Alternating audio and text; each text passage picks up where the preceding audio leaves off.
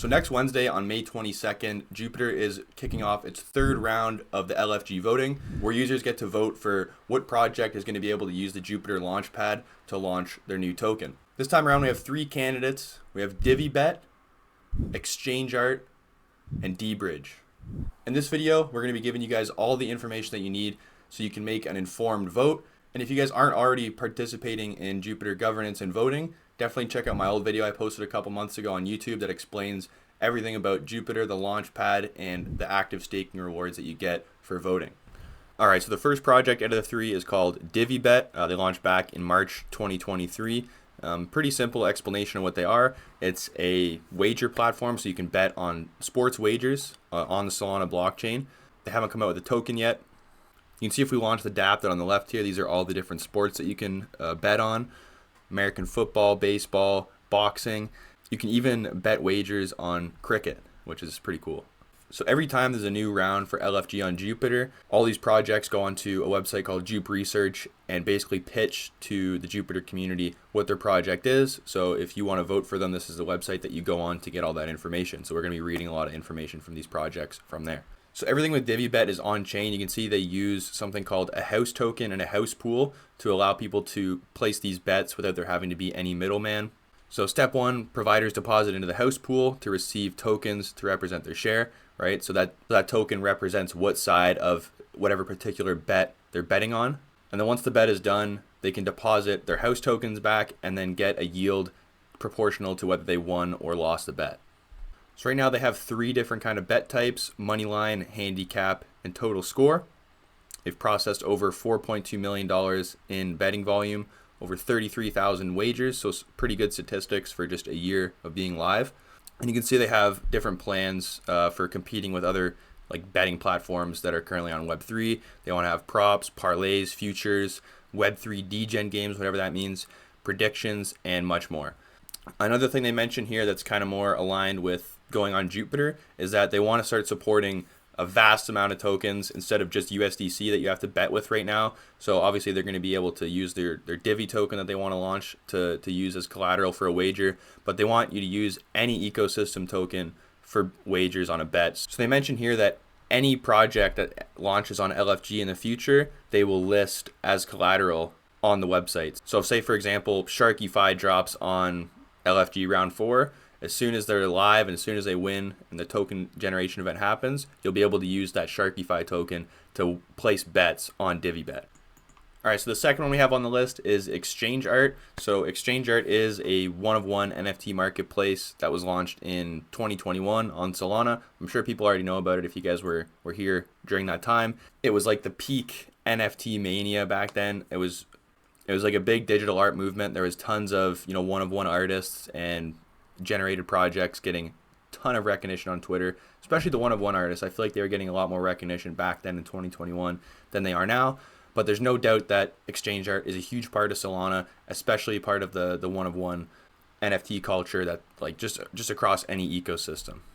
So you can see here they list some of the things that they want to do to kind of move forward in the future, what their goals are. And one of the things I like that they mention is they want to smooth the learning curve for crypto, saying it needs to be 10 times simpler. We need to make people forget that they are using crypto. And I agree with that completely. Any project that has this vision I think is really good. People don't really care about the back-end technology of Web3. Most users just don't care about that stuff, especially at the consumer level. So you don't need to be explaining things too deep, and it shouldn't be that hard to onboard to Web3 stuff as a user to the point that you don't even know that you're using Web3, right? Another important thing they mention is that a big hurdle with NFT-related projects is the seasonality of liquidity, right? So, every few months you'll have sporadic pumps in NFTs and people will have more interest, usually when like a big project comes out, and then for like 3 to 4 months in between there'll just be no liquidity for NFTs and things are really quiet. So that's true on kind of the micro level, and then on the macro level you have obviously the 4-year Bitcoin cycles where we have like 2-year bear markets, very, very deep bear markets, especially for NFTs. We haven't really recovered from the last bear market with NFTs yet. People aren't really showing interest in it. So they want to use their art token to basically make incentives to align people to be able to make money off of creating one-of-one art over a long period of time instead of having to, make a bunch of money during a bull market and then make absolutely no money during a bear market. You know, you can see word for word they say the purpose of our token is to grow and maintain our community, distribute, and align incentives. So their goal is to use this art token to smooth out things for one-of-one artists and to allow them to make money over a long period of time instead of sporadically based on bull markets. So the next one on the list is DeBridge. If you guys follow my channel, I've already made more than one video on DeBridge. We've been farming the airdrop for the token that they're dropping soon, so that's super exciting. For those of you who don't know, DeBridge is a bridging protocol similar to something like Wormhole, but unlike Wormhole, DeBridge doesn't use wrap tokens to swap.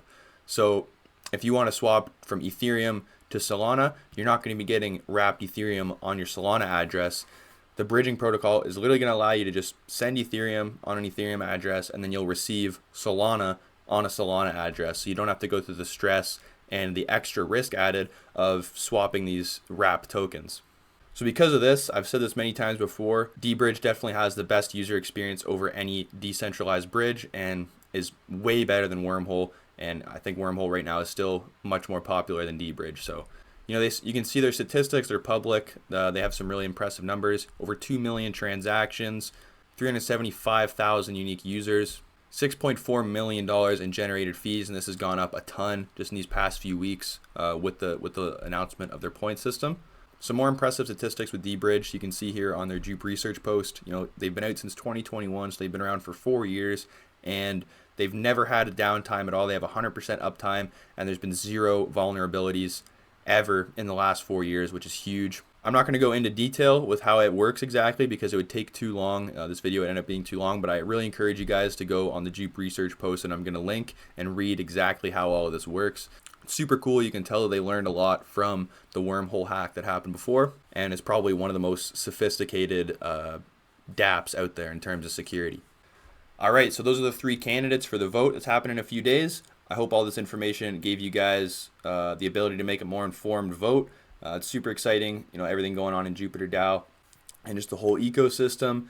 You know, we got in July the rewards coming, the ASR active staking rewards for the first time, so it'll be interesting to see how much we make off of that for everyone that's been voting since the beginning. But yeah, that's the end of the video, guys. Thank you so much for watching until the end. If you guys want to show some love, give me a subscribe to my YouTube channel. I need 12 more to hit 1,000, and we're going to be doing a giveaway. So super exciting. Thank you guys so much. Take care.